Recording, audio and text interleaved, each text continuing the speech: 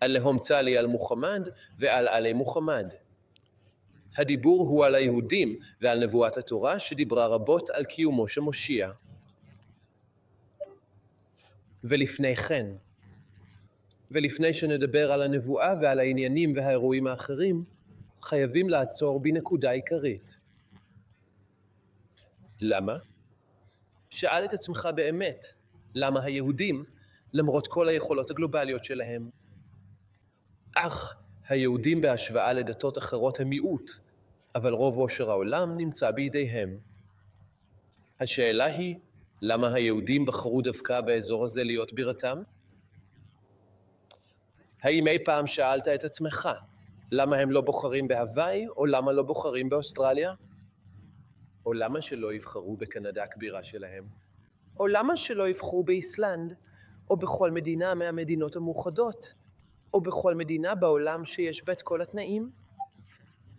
למה הם בוחרים דווקא באזור הערבי הזה, או במזרח התיכון, שתהיה הבירה שלהם? לא שאלתם את עצמכם. התשובה לכך היא שהם בחרו דווקא באזור הזה. שימו לב קודם כל, הן הפסידו הפסדים שיכלו לבנות איתם 10 מדינות או יותר ברמות דיוק גבוהות מאוד. הם הפסידו עושר עצום. הם איבדו יכולות אדירות מאוד, יכולות שאי אפשר לתאר. כל ההפסדים האלה, בפירוש, הם למען מטרה אחת. שימו לב, כדי להגשים נבואה שנזכרה בתורה, בספרי התורה. והאמת היא שהתנהגותם המוזרה הזו, כשאנחנו מתבוננים בדבר הזה, נעצור בנקודה שהמהלכים שלהם נבעו מאמונה. כלומר, כל התנועה הזו של היהודים התבצעה מתוך אמונה. השאלה המרכזית כאן, ששאלנו בהתחלה, היא, מהי הנבואה שבה בישר אלוהים למשה עליו השלום, ושהיא נכתבה בתורה? וכאשר אלוהים שלח את משה ל40 יום, הייתה בין הנבואות הללו גם נבואה שיצא מושיע ליהודים, כפי שהיהודים מאמינים, שיגאל את אנשי הארץ באותה תקופה מהאובדן ומהמצבים הקשים. לכן, היהודים מאמינים שבאמונתם יש מושיע שיגאל את היהודים. שימו לב, היהודים עברו תקופות קשות וקשות מאוד, רדיפות, הרג, גירוש, מה שעשו להם, השואה, היטלר ודברים דומים. ההיסטוריה של היהודים מלאה בכך שהם עם מרדף, ואין על כך מחלוקת. אז היהודים, המנהיגים של היהודים, השליטים של היהודים, מאמינים. שימו לב, הם מאמינים, כלומר הם פועלים מתוך אמונה. והאמונה הזו גרמה להם להפסיד או להקריב הרבה דברים, להשקיע מאמצים ומשאבים עצומים, ולהכין את הדרך כדי להגיע לשלב שבו הם נמצאים היום. הם מאמינים שהמושיע הם אלה שיביאו אותו. כמובן, אני אומר שהם מאמינים. אני מתכוון, יש אצלנו אנשי דת. שימו לב, אל תתבלבלו, שלא תטעו, יש אצלנו אנשי דת, כלומר סמכויות דתיות אצלם, ויש אצלנו אנשי פוליטיקה. אל תערבבו ביניהם, ויש אצלנו עם יהודי מההמון, יש ביניהם אנשים דתיים ויש כאלה שלא דתיים, כמו בכל העמים האחרים. כשאנחנו אומרים הם מאמינים, אני מתכוון לסמכויות הדת היהודיות האמיתיות, אלה שהם פונים עליהם בענייני אמונה. התוצאה היא שהאנשים האלה הורו לפוליטיקאים אולמים להקים בירה וממלכה ליהודים במזרח התיכון, שמתחילה בפלסטין, עיראק, מצרים, ירדן, חלק מסוריה וחלק מסעודיה, בערך 6, 7 או 8 מדינות. אבל שתהיה להם מדינה כזו. למה? כדי להציל את היהודים מהסבל שלהם. והדברים האלה מוזכרים בתורה, והוא יחזיר אותם לארצם שבה היו, ארץ כנען, והם ירגישו בטוחים ויאחד את שורותיהם. ושכל סוגי האיסורים שהם עברו, המושיע יציל אותם מהם, והם מחכים לו. טוב. שאלה, היהודים מחכים למושיע, וגם השיעים מחכים למושיע. השאלה שלי אליך, מה ההבדל בין היהודים לשיעים לפי הנתונים שירדו עכשיו? מה ההבדל? והתמונה נהייתה מאוד ברורה. השיעים ברמה עולמית הם המגנים היחידים על המזרח התיכון או על ארץ האימה מהדי עליו השלום, המושיע. היהודים הם המגנים הראשונים על הארץ הזו. יהודים, למה אתם מגנים? הם אמרו, זו ארץ המושיע וזו הארץ שהתורה בישרה עליה שיעים. מישהו מאיתנו אומר, שיעים? אין יותר זהו, אל תגיד מוסלמים ואחרים. הבהרתי שהשאר הם חסידים של היהודים, כלומר היום הנועד שווה, המזכירים הכלליים, הליגה הערבית, המלכים כולם בעצם חסידים של מי? של היהודים. הדברים האלה ברורים מאוד. אז מה יש לנו? יש לנו מלחמה מתמשכת בין שתי אמונות. אמונת השיעים ואמונת היהודים. שתיהן נאבקות לשלוט בארץ המושיע ולהכין את הארץ למושיע. והשאלה היא, מי הוא המושיע?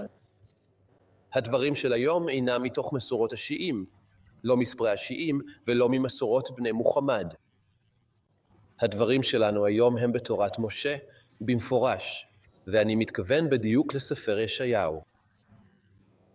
הדיבור הוא שיש נבואה, ואני אזכיר אותה בסוף השיעור, אם נספיק כמובן, בעזרת השם, שיש נבואה שמדברת במפורש על קיומו של מושיע שיגאל את היהודים. טוב, אנשי הדת. חכמי הדת היהודים הצביעו על כך שיש מושיע. הממשלה, הלובי היהודי, אמרו, אנחנו נמליץ עליו כמושיע. למה המושיע צריך לבוא? כלאה את החובמנות שאפה אותם, המושיע, אנחנו נמליץ עליו, אנחנו נוציא אותו, אנחנו נעשה אותו, לפי מה שהם מאמינים ולפי מה שהם מציגים. נתניהו בערך כבר 40 שנה עובד בישראל. 40 שנה בדיוק, מאז שהיה בחור צעיר. לך תחפש את ההיסטוריה שלו ותראה כמה זמן הוא כבר עובד באזור הזה. הוא מאוד ותיק. כלומר, אתה חושב שנתניהו הוא סתם מישהו, מועמד שעלה בבחירות וזהו. אבל האמת היא שהיהודים הם אלה שהמליצו עליו. הממשלה עבור המנהיגים הדתיים. היהודים המליצו עליו בתור זה שהוא המושיע שיציל. ומה אתם רוצים להגיד בעצם? אנחנו רוצים לומר שהוא המושיע. אנחנו הממשלה היהודית שנמצאת במערב. אנחנו יוצרים את המושיע, לא שהמושיע בא מהשמיים. כאן התחיל מאבק תמימי. מנהיגי הדת היהודים היום, האמיתיים ולא המזויפים, מאמינים שמנהיגי הדת, והם מעטים, נמצאים במדינות המערב או שחלקם כאן בתל אביב. הם מאמינים שהמושיע נשלח מהשמיים, כמו שהשמיים שלחו עליהם את משה. משה הלך עם אשתו כשהייתה בהיריון וראה אש. תשמע, הוא הלך על האש וחזר כנביא, מדבר עם אלוהים. כלומר, זה שאלוהים שלח אותו, אלוהים בחר בו. זו האמונה של היהודים. מנהיגי הדת, הממשלה, בעלי השליטה, הכסף, הנשק, הספינות הצבאיות, הלוויינים והטכנולוגיה של המידע. הכל מצביע על כך שאנחנו שמים מישהו אחד, ואז נוצרה מחלוקת שלא נראית לעין, אלא נסתרת. התוצאה היא, בין אם היו מרוצים ובין אם לא, השאירו את נתניהו. נתניהו היה נאמן בעבודתו, לפי איך שהם רואים את זה. ובסופו של דבר, הממשלה היהודית מינתה אדם משלהם. נתניהו, תקשיב, וזה לא בלתי אפשרי שהם ימנו מישהו אחר במקומו. כלומר, מחר אם הוא ייכשל, הם יוציאו מישהו אחר ויגידו, הנה, זהו המושיע של הדת היהודית.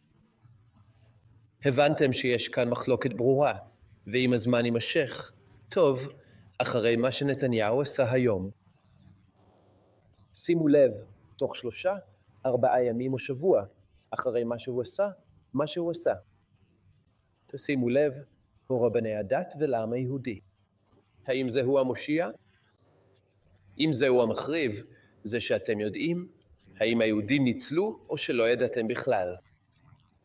כלומר, אתם חושבים שאיראן היא זו שספגה את ההפסדים. האמת היא אסון. תקשיב לי, שימו לב אליי, הקשב, ישראל, היהודים ורבני הדת. היהודים והממשלה היהודית הפסידו הפסד שלא יפוצה גם בעוד 500 שנה.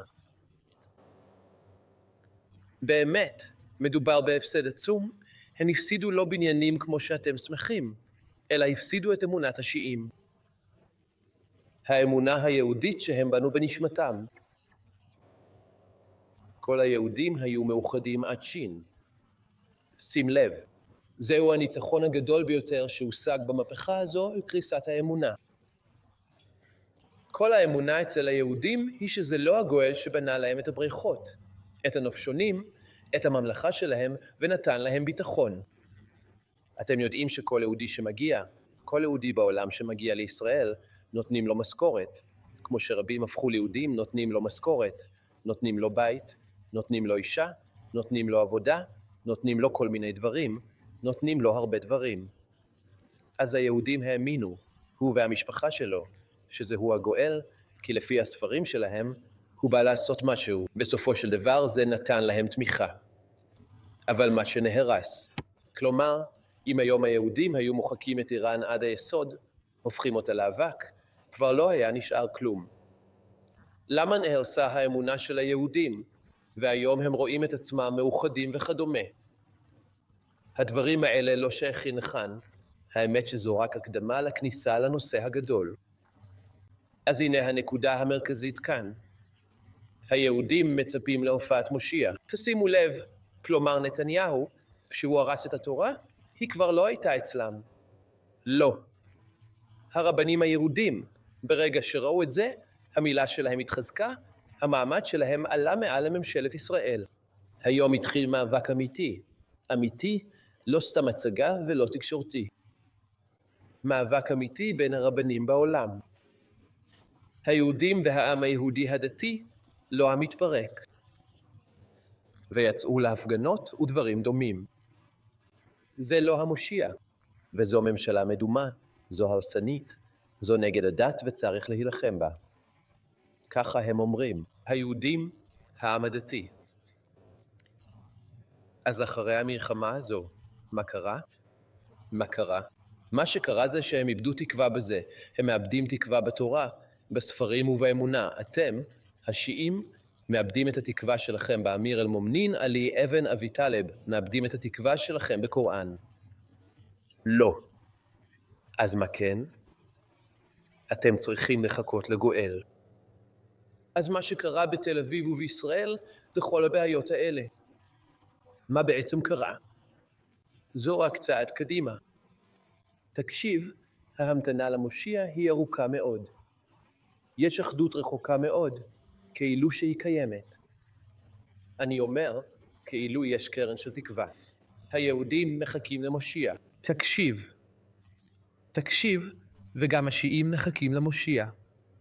המוסלמים, בין אם ירצו ובין אם לא, כולם מחכים למושיע. אז מה הולידה המלחמה הזו? שים לב, אתם רואים, כולם שואלים איפה אתה? הלבנונים התחילו להגיד לו, אדוני, באמת נמאס לנו, גם אנחנו, העיראקים. אמרנו, אדוני, נמאס לנו, המצרים מחכים למושיע. כמובן. אגב, זה שיעור נוסף. אם תספיקו אליו עכשיו או לא, תמצאו אותו ביוטיוב, לא כאן, שבו מוסבר איזה אם יהרס הכי הרבה. וזו הפתעה, העם שהכי יהרס, עד עכשיו אתם לא יודעים מזה. העם שיחווה את ההרס הכי גדול, הרבה מעבר למה שאתם מצפים, זה לא עיראק, לא סוריה, לא ישראל ולא פלסטין.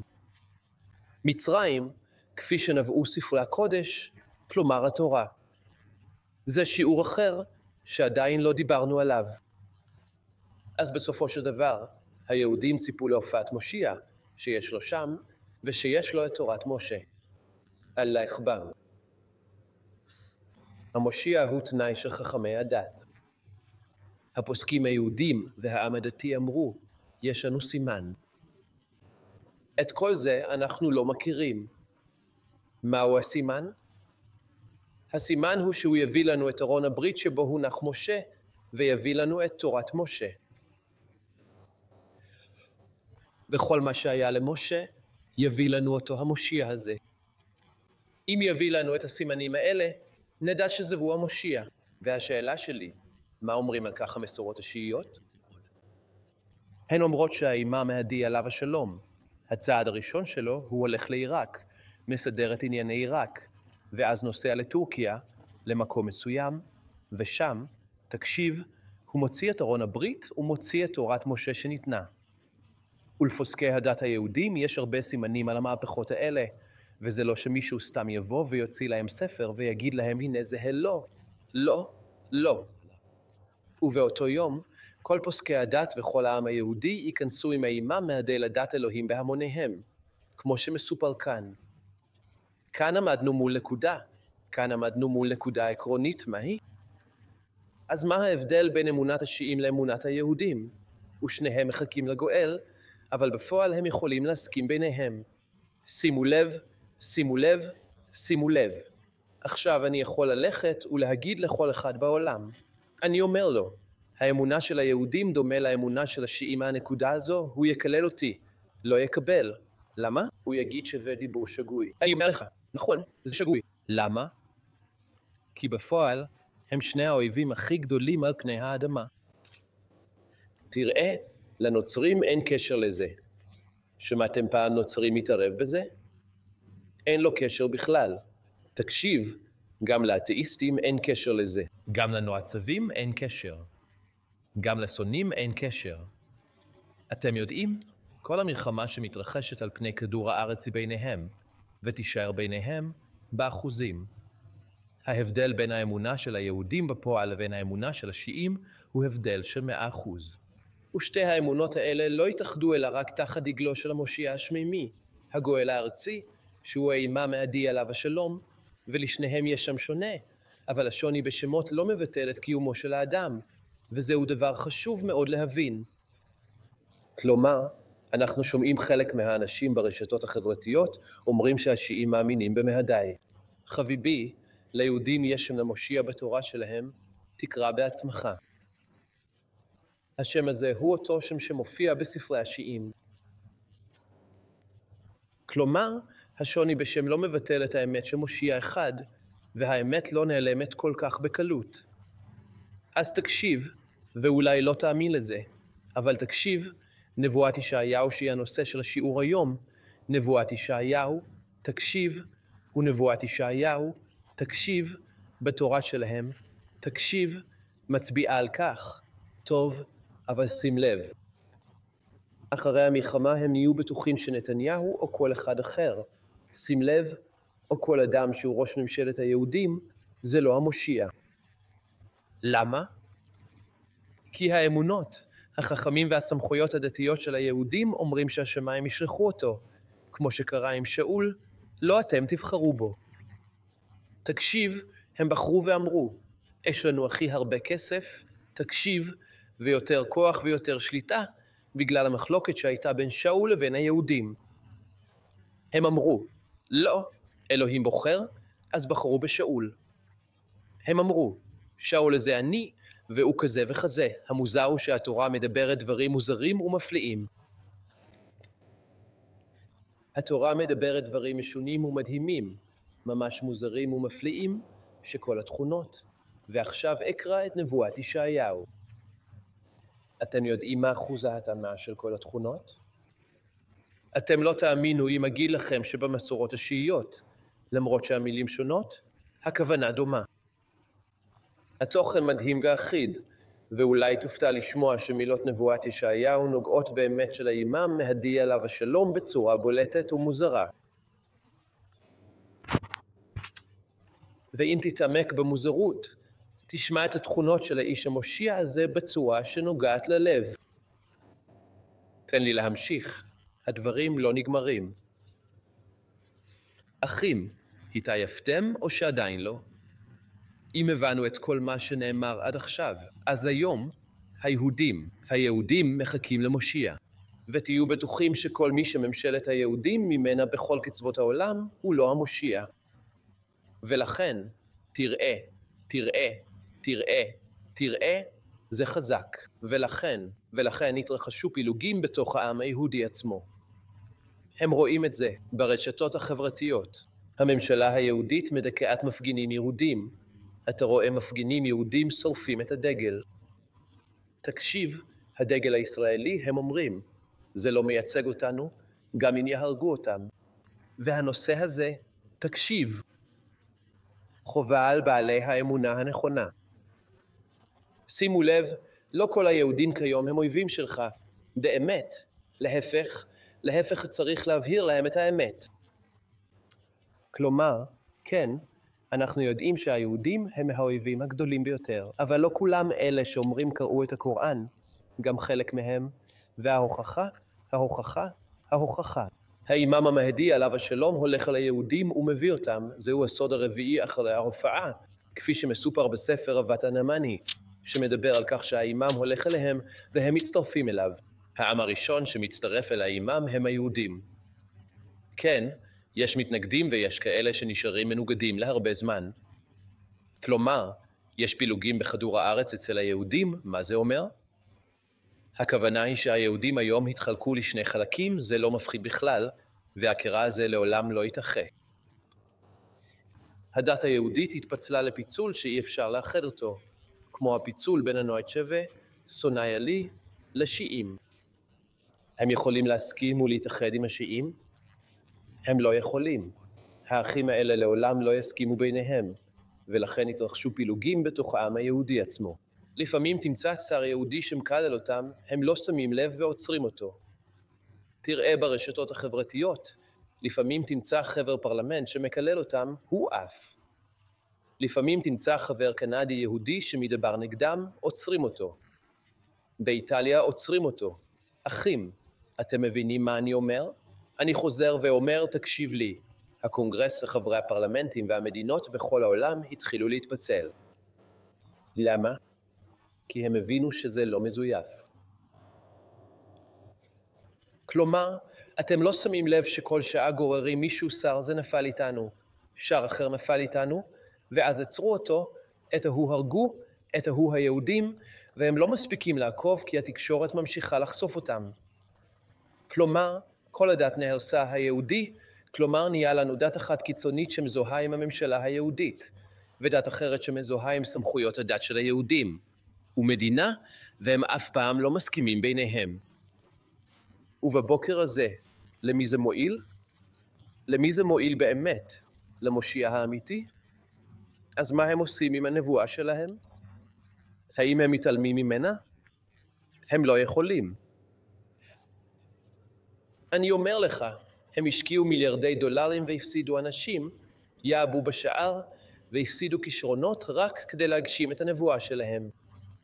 אתה אומר לי שהם יסכימו, אף אחד לא יסכים. אז מה הם עושים? תקשיב, בנבואה שלהם שמצביעה על קיומו שמושיע, הם שואלים. תקשיב לי, והשיעור הראשון נגמר, והם שואלים, איפה המושיע עכשיו? והנה, היהודים הם אלה שמדברים, לא אנחנו. הוא מושיע, אנחנו מחכים לך כבר מאות שנים. עברנו הרבה כאב, נרדפנו רבות, חווינו מהומות רבות. הנשים שלנו נהרסו, הגברים שלנו נטבחו. הנשים שלנו נשבו, הנשים שלנו הושפלו. איפה אתה? מושיע? האמת, זה מסוכן לדבר על זה, ובכנות זה מסוכן. אז עכשיו הם מחכים לבואו של המושיע. אז תחשבו, מיהו המושיע?